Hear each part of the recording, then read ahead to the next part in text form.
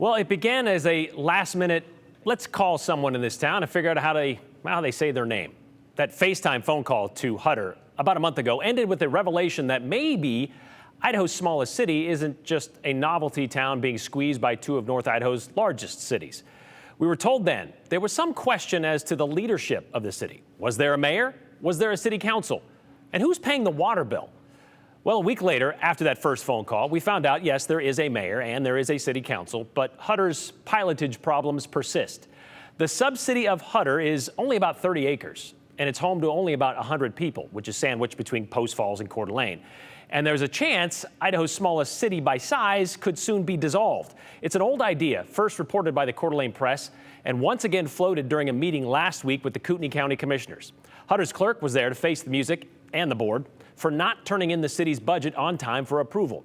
Not only that, paperwork wasn't filled out properly, there were wrong email addresses exchanged, and well, this wasn't the first offense for the city, which is why when Mayor Brad Keene and City Clerk Lang Sumner asked for an extension to file that budget, well, the commissioners carried little compassion. We're a small town. This is a second job.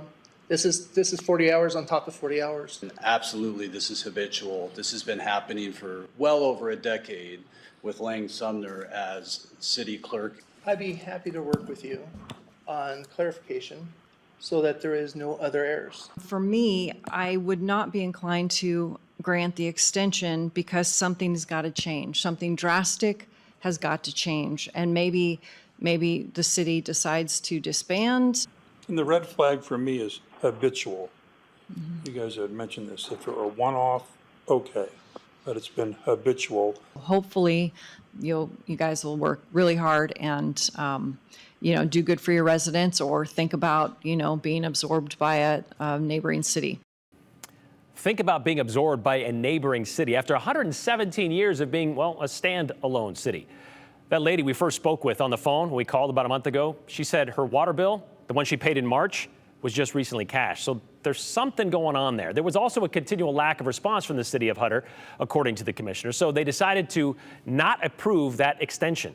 So what now for Huetter? Well, they won't be able to levy any property taxes for the 2023 fiscal year. So they're not going to have any extra cash coming in. And their budget is only about $100,000. The only city services they provide is water, so they don't have to spend a lot either. But the city apparently has twice that amount in the bank, up around $200,000. They call it a rainy day fund. So consider it raining in Huetter. But Sumner says they should be fine for the year.